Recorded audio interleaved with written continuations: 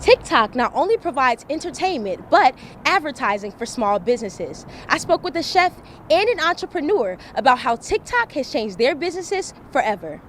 Allowing young people to mentor at places such as hairstyling salons helps kids improve their social skills while interacting with clients and improves their self-confidence. Take Devin Cravens, for example. It's such a beautiful day out. The sun is out, people are walking past. We all know that Chicago is known for its breezy lakefront, hence why it's nicknamed the Windy City. But after a recent study, it'll be known for something new. However, on May 6th, they were caught off guard when they saw this sign outside of the store saying that this establishment was temporarily closed. Thanks, Nicole. April 5th is no ordinary Friday. It's National Deep Dish Pizza Day. I spoke with local restaurants, Chicago residents, and tourists about their thoughts on deep dish and its importance within Chicago history. That's right, Taylor. Lake Michigan is Chicago's main source for drinking water. However, by the time the water makes it to your home, it could be contaminated. This is the sound of children at play. A joy that can be compromised by a major issue in the Chicagoland area. A recent study found that 75% of residential city blocks in Chicago have lead-contaminated water. More than 66% of children under the age 6 live on these blocks and may be exposed. Chicago has the most lead service lines in the country because they were banned in 1986, but before then, Chicago made them mandatory for everyone to have. Since Chicago was not forced to remove its lead pipes, it left most of it in the ground, relying on water treatment instead to lower the lead levels. But according to Benjamin Hewen, lower lead levels aren't always guaranteed. Your water can have spiked levels of lead if, for example, the city does construction on the water main near your house. With young children in danger, parents and child care professionals are concerned. All of these environmental things plays a direct part into these rising rates of kids with autism in our communities. According to the Illinois Department of Public Health, the prevalence of autism has been increasing over the years. In 2002, the prevalence rate was 1 in 333 children. In 2018, 1 in 59. And in 2023, 1 in 51.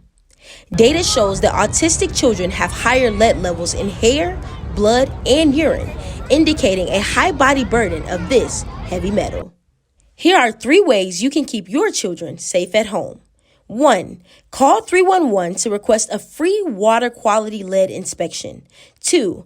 Run your water for at least 5 minutes before drinking. And 3. Get a water filter that is NSF certified.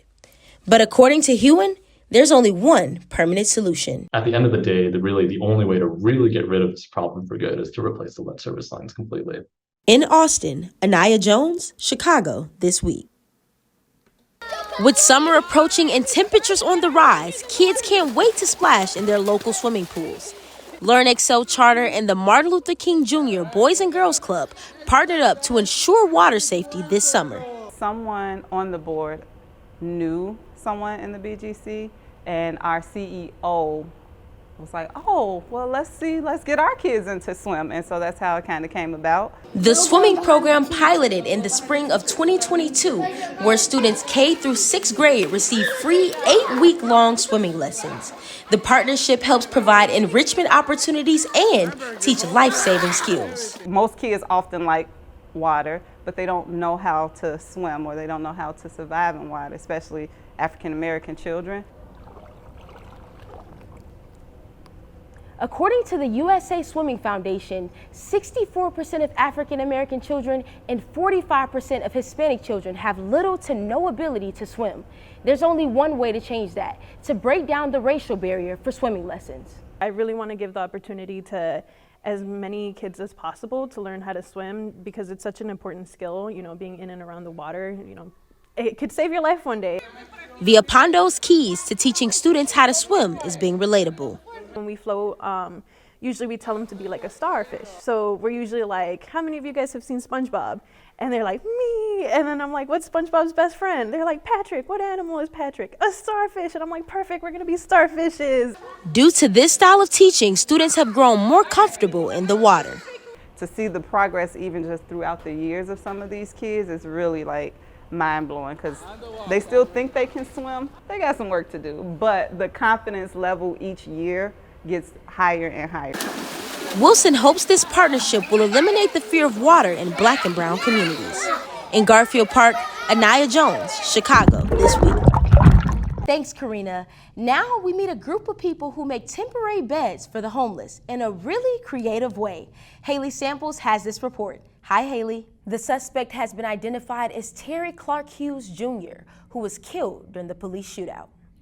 Thanks, Sean. Luckily, things did not turn out too violent at those local encampments, but authorities did respond to several unrelated shootings throughout the city. Blanca Estrada has a report on the uptick in gun violence. It's NBA playoffs time, and it's safe to say a rivalry may be brewing. James has until the end of June to either opt into the final year of his contract with the Lakers or become an unrestricted free agent. Thank you so much for watching. We'll see you next time. Good night.